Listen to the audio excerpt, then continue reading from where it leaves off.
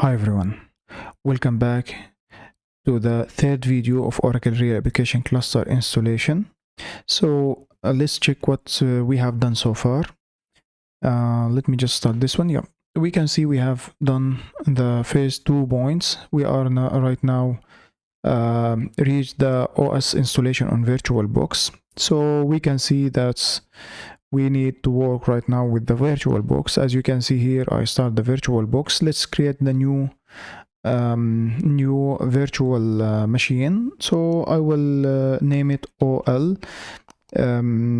85 underscore node 1. So this will be the first node, and Virtualbox is smart enough to identify the type and version based on the name OL Oracle Linux 85. So I can click right now next.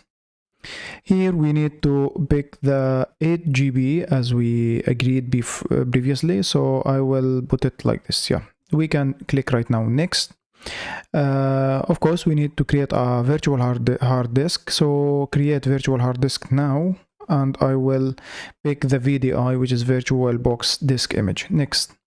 Yes, we need it to be dynamic allocated. Next. Here we need to make it 25 GB, and I will put here like underscore 1, because I will create another one once we create this machine. Yeah, we see here we have right now the virtual machine created for this operating system, but we still have more things to be done for this virtual machine.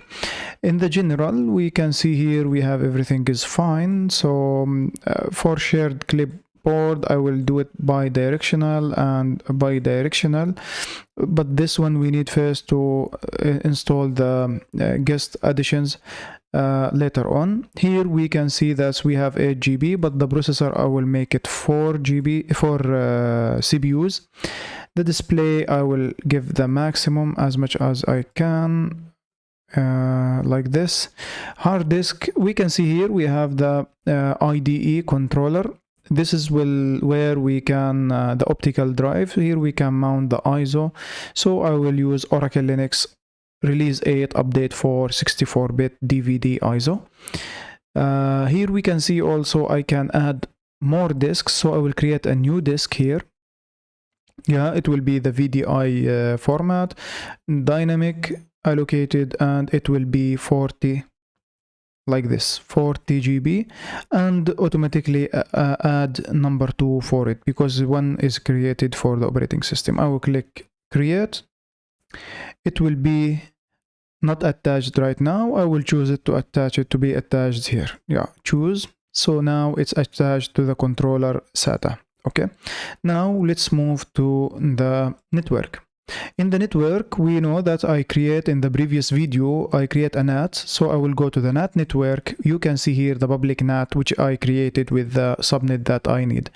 Okay, here I will enable also the second, because I told you for the Oracle cluster, we need 2 network adapters. This is the first one. This is the second one. The second one will be the private network. So I will use internal network, which will be named as iNet. So I think I can change it here to be private net. Yeah, like this. Let me just make this one private net. Yeah, like this. So let's check if we have something here else. I think no. We can click right now. Okay, everything is fine and set as we know. We can see here we have 2 network interface card or network 2 adapters. First one is public net, then private public NAT and private net.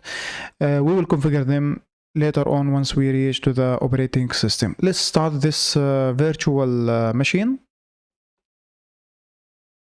Let me minimize this one, and I will click here to capture, and then let's start install. This will take a little bit time, so we can wait. We can see here that we reached to the Oracle Linux 8.5 installation wizard. So right now we can continue with the default. Yep, we reach right now to the installation summary. Let's start the first thing with the system installation destination. I will pick this 25 GB as operating system disk. I will pick here as a custom, then we will press done. This window will come to us to configure the disk. So because I put custom, I will customize the disk creation. First one I will use for boot. I will use around 500 MB megabyte, and I will add this one. You can put 1 GB, but for me 500, I put the minimum. Another disk, I think we need swap, so I will put swap, and the swap will be 8 gigabit as a swap. Here we'll create, I think, the LVM, LVM, the volume group called OL. The other thing, I will create the root file system, and I will not specify. I think this will assign the remain space for this one. It will be, I think, around 16.5 GB, and we can hit done. Yep, accept changes. Everything is fine right now. Let's try now software selection. Let's use server with GUI, so I need to graphical user interface. Let's start from the bottom to top. System tools, security tools, RBM development tools, and I need also a graphic administration tools. We need also some no need for this one. You can pick it and or not, but I need also legacy and remote desktop performance tools. I think network servers. Everything is fine right now. I think we don't want. You can install those things later on once you put to the operating system, but I prefer to do it right now. Yeah, we have done from the software selection. Right now we will move to a network host. We can see here we have 2 network adapters, but here I need to configure the host name first. I will name it RAC 1, and this one will be racdomain.com. Okay, you can name it as you wish, but if you want to follow me, because we need this one, I think, for the DNS, you can name it like this. It's better if you want to, but if you have your DNS, you can put as you wish based on your DNS configuration. But for me, because I want to configure the DNS, put it like this. So you can just only copy and paste. I will put here as a done. We have done right now the network host. Let's move right now to the root. So we will set a password for a root. So it's right now done. Let's create also administrator, admin, user, and also we'll make it as a system administrator, and we will put also a password for it. Okay, so we can see here everything is fine. Let's done. We have done so far installation destination. We format the disk that we want to install the operating system on top of it. Software selection, we have done it. We set a password, a root password. We create an administrator user, and we also configure the network host name. So let's right now start and begin the installation.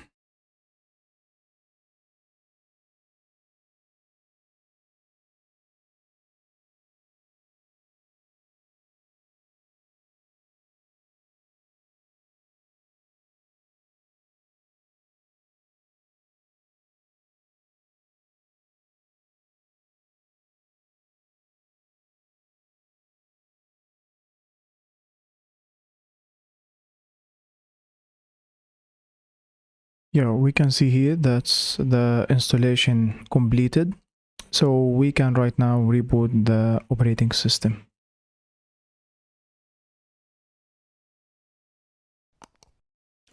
So the initial setup, it will show us the licensing. So let's accept the license agreement. Click here, I accept the license agreement, press done, then finish configuration. Now let's log in. We will use the password that we used. Now we have the welcome page. We can say next, then next. The privacy, I don't want delegation service. Next, turn it off. Yeah, we can skip right now. Start using Oracle Linux. Here we have this, the getting started. Let's close it. First thing, we need to do a couple of things. First thing, I would like to just go to the settings, go to the privacy, stop the screen lock, and go to power. Put the blank screen to never. Let's close this one. Let's back again to the network. Let's open the wired settings.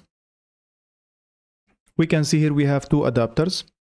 The first one, yep, this one is the NAT. Let's just run both of them. Let's see if we, yeah, let's start with the first one.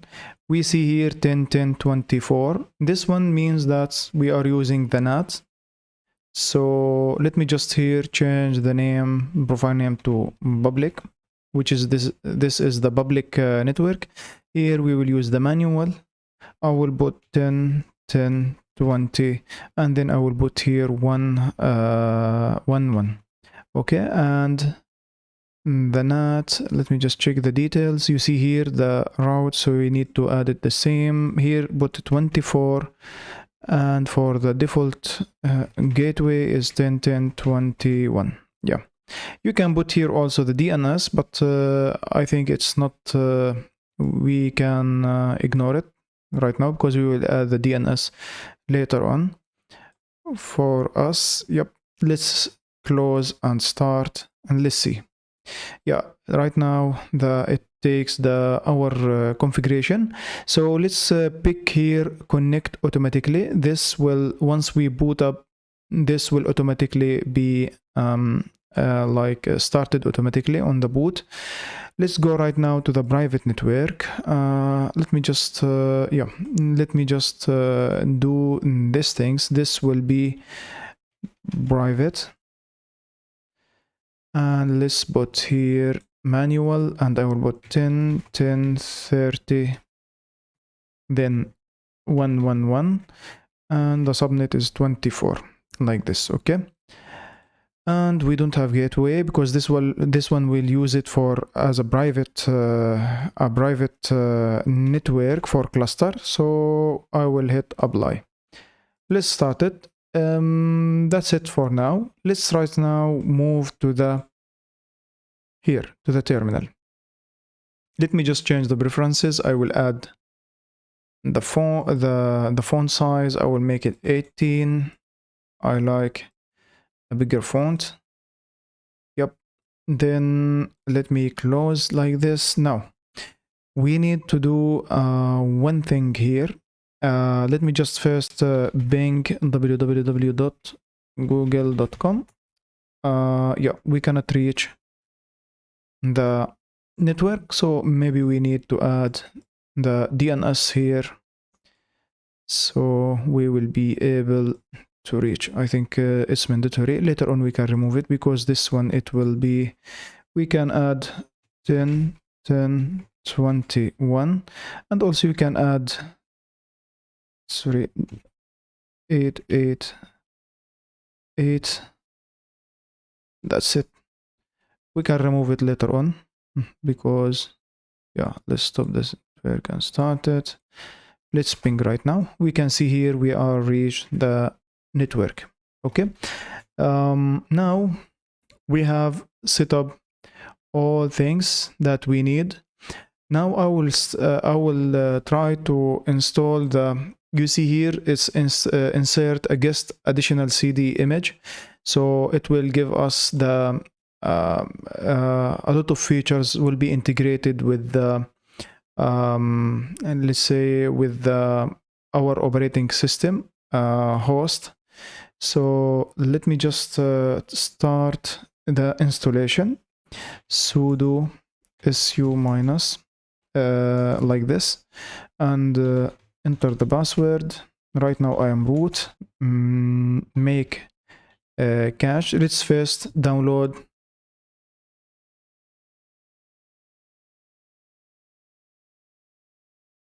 Now we have done the metadata cache. So we download the metadata to our operating system.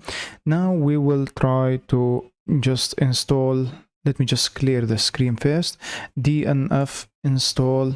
We will install some prerequisites to be able to just install the VirtualBox Linux additions. So the first thing, we need to install the kernel development. Yep. Wait a second. Yeah, kernel unbreakable kernel. Okay, devil. And here we need to download it for our uname -r for our current running kernel. Also we need GCC C compiler. We need also a bin utils and also auto make and make as well, and of course Perl and B zip2 and also elf utils, I think lib elf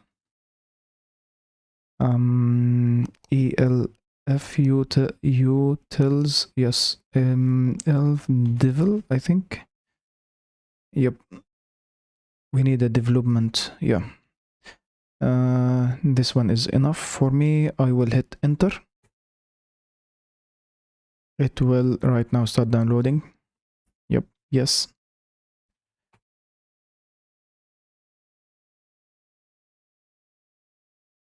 We can see here that's the installation of the prerequisites or dependencies for the setup of VirtualBox Linux. The additions have done or completed. Let me clear. Now I will move to the run media. Then we add, let me cd VBox ls. I think we need to set up right now the VBox Linux addition and hit run.